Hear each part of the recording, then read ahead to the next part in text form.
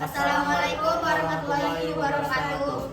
Baik, di sini kami dari kelompok 3. Kami perkenalkan diri. Saya Iqbal Ramadhani. Saya Dia Jamsi. Dan saya Marsyana Dila Putri. Saya di sini akan menjelaskan sedikit tentang fishbone diagram. Apa itu fishbone diagram? Fishbone diagram juga dikenal sebagai Ishikawa diagram. Ini adalah alat visual yang dirancang untuk membantu mengidentifikasi penyebab utama dari sebuah masalah.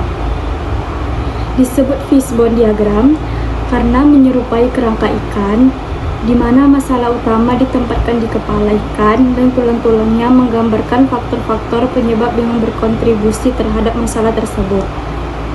Jadi, pada umumnya, fishbone diagram digunakan untuk menganalisis masalah-masalah yang kompleks di tempat kerja, seperti menurunnya kualitas produk, penurunan kinerja tim, atau meningkatnya keluhan pelanggan.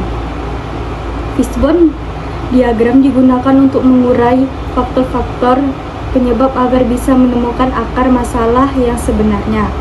Yang dihasilkan oleh fishbone diagram yaitu peta visual yang jelas menunjukkan hubungan antara masalah utama dengan penyebab-penyebab yang berpotensi menyebabkan. Dengan cara ini, tim dapat melihat seluruh gambaran dengan lebih baik, mengidentifikasi masalah-masalah kecil yang berkontribusi terhadap masalah utama. Tujuan menggunakan fishbone analisis untuk membantu tim fokus pada akar penyebab masalah, bukan hanya gejalanya saja. Dengan menemukan penyebab mendasar, tim dapat merancang solusi yang lebih tepat dan efektif, serta mencegah masalah yang sama terjadi di masa depan. Kelebihan fishbone analisis dibandingkan metode analisis lainnya adalah kesederhanaan dan kemampuannya untuk memvisualisasikan faktor penyebab secara sistematis. Ini memungkinkan tim untuk melibatkan berbagai perspektif dalam diskusi dan tidak terbatas satu departemen atau satu sudut pandang.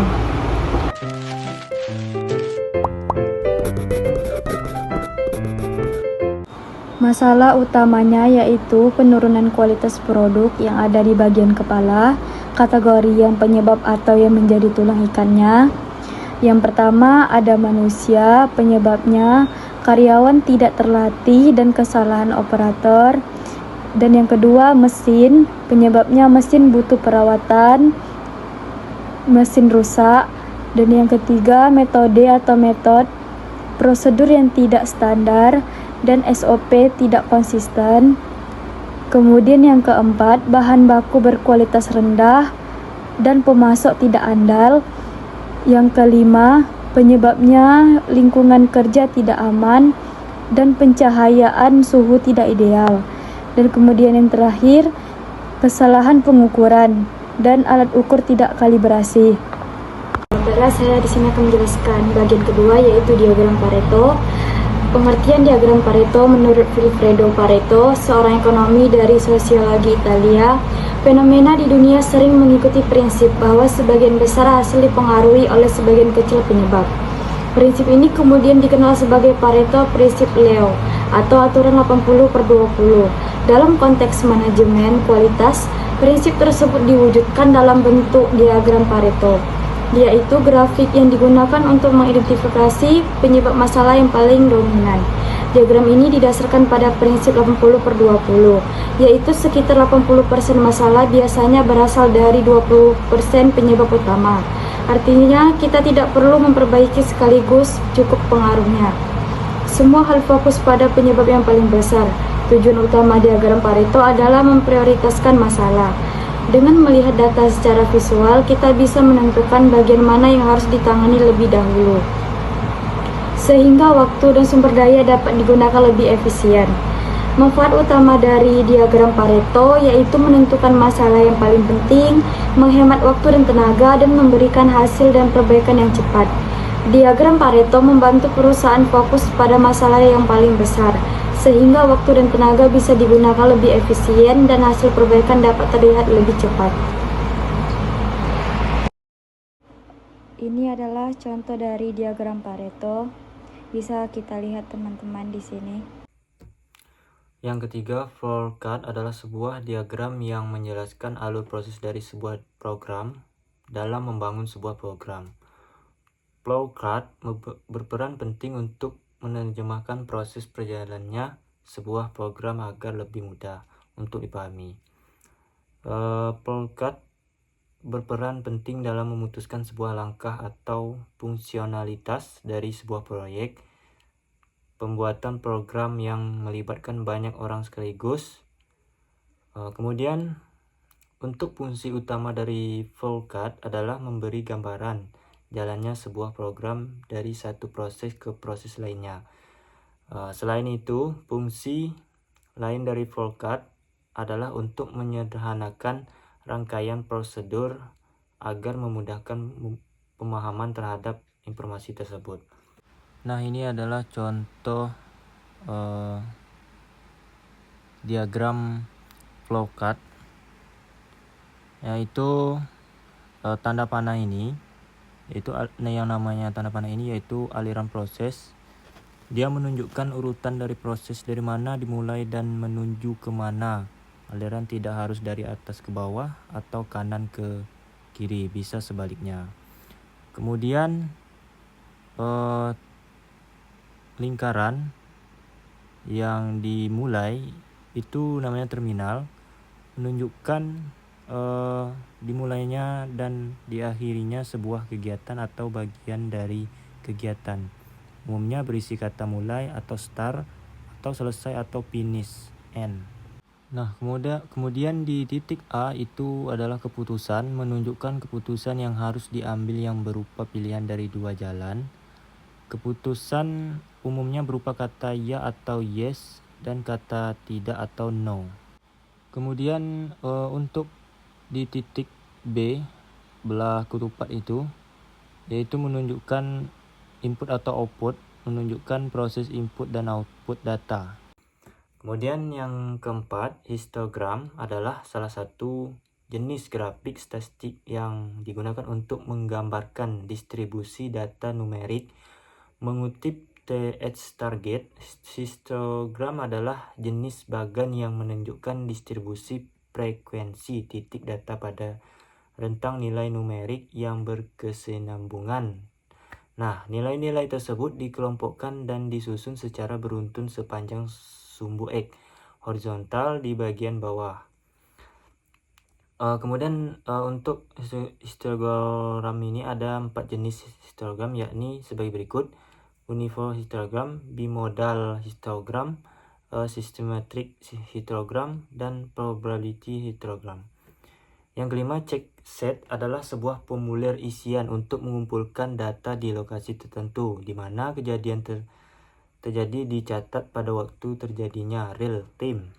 Kemudian tujuannya yaitu mengumpulkan data pada waktu tertentu, memilah dan menghitung jenis data, kemudian menganalisa informasi sebagai input untuk mengontrol kualitas suatu proses.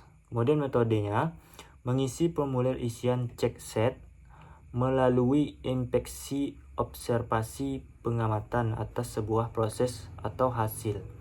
Nah, untuk hasilnya, informasi tentang kejadian yang ada, frekuensi kejadian, serta jenis penyimpangan sebuah kegiatan sebagai input untuk langkah berikutnya. Nah, ini adalah contoh gambaran kurva dalam histogram, di mana sistem simetrik unimodal ini dia sejajar dan memiliki satu puncak.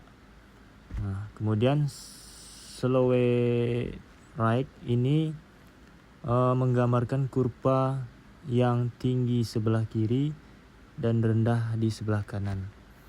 Kemudian slow left itu sebaliknya dari slow right, yaitu tinggi sebelah kanan, rendah di sebelah kiri. Nah, kemudian bimodal ini dia memiliki dua puncak, menggambarkan dua puncak. Nah, kemudian multimodal ini menggambarkan banyak puncak. Nah, terus yang terakhir systematic ini yaitu dia menggambarkan simetrik yang sejajar, tidak memiliki puncak dan tidak juga rendah. Baik, selanjutnya itu ada control chart atau grafik kontrol. Ini bisa juga disebut sebagai grafik gergaji atau Shehar chart.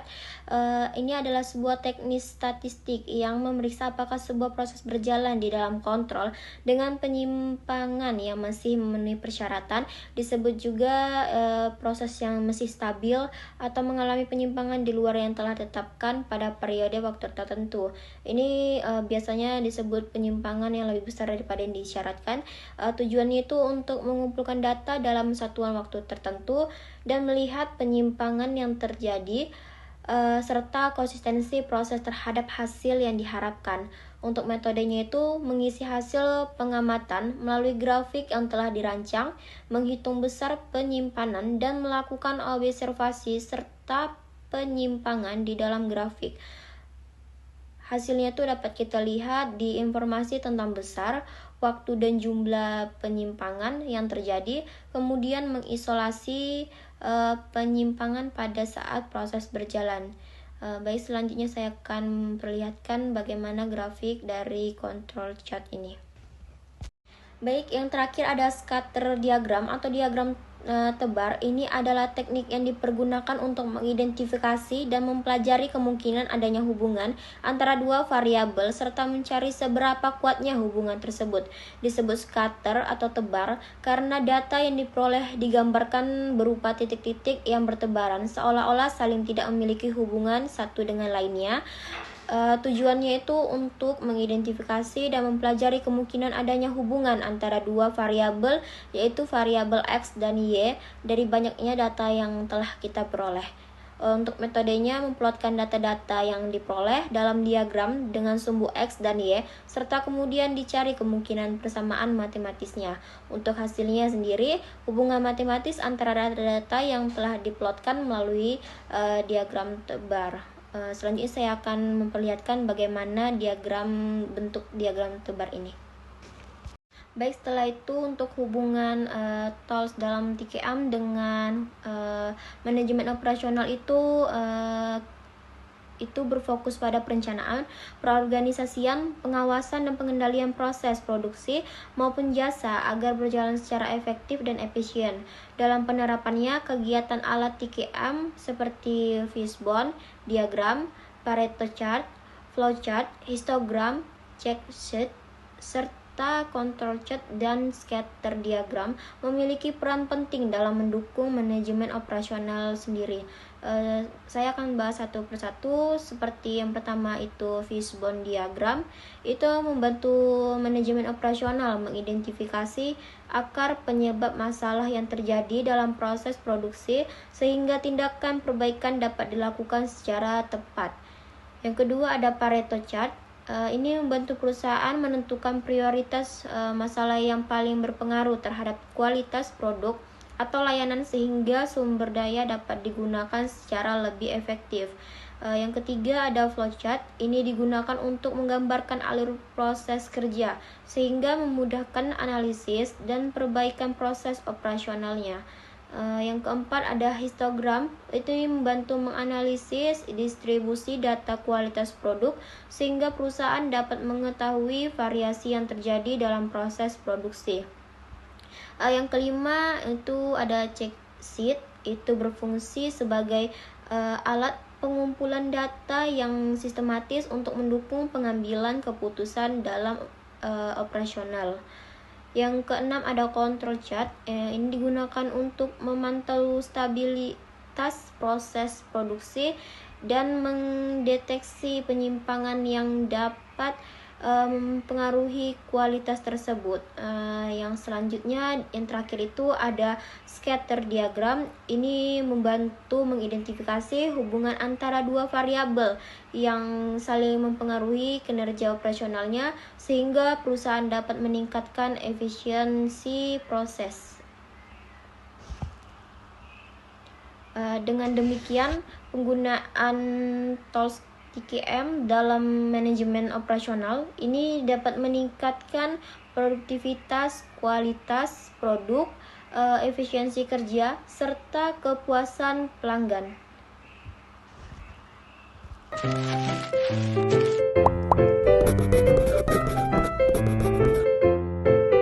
hubungan dengan SDGs atau Sustainable Development Goals, yaitu penerapan tol Sticky M juga mendukung pencapaian beberapa tujuan dalam SDGs yang dicanangkan oleh United Nations, antara lain SDG 8, pekerjaan layak dan pertumbuhan ekonomi. Peningkatan kualitas proses dan produktivitas melalui TKM dapat menciptakan lingkungan kerja yang lebih efisien dan mendukung pertumbuhan ekonomi perusahaan secara berkelanjutan. SDG 9, industri inovasi dan infrastruktur. Tol Sticky M mendorong perusahaan untuk terus melakukan inovasi dan perbaikan proses sehingga meningkatkan daya saing industri. SDG 12, konsumsi dan produksi yang bertanggung jawab. Pengendalian kualitas yang baik dapat mengurangi produk cacat, limbah produksi, serta penggunaan sumber daya yang berlebihan, sehingga mendukung produksi yang berkelanjutan. SDG 13, penanganan perubahan iklim. Dengan mengurangi pemborosan bahan baku dan energi melalui perbaikan proses, perusahaan dapat menekan emisi dan dampak lingkungan yang dihasilkan dari aktivitas operasional.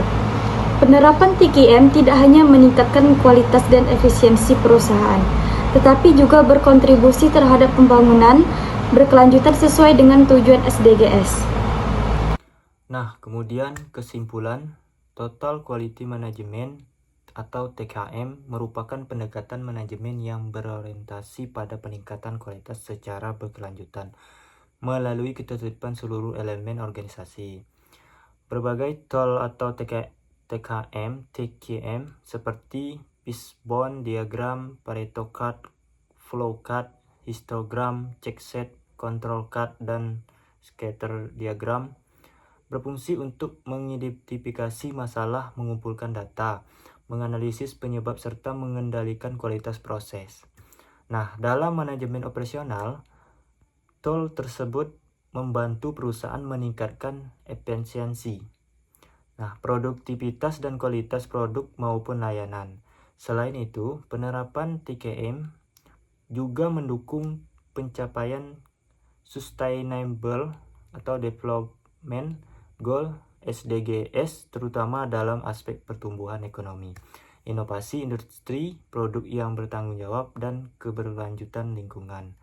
Oleh karena itu, penggunaan tool TKM menjadi salah satu strategis penting bagi organisasi untuk mencapai keunggulan, kompetitif, dan keberhasilan jangka panjang.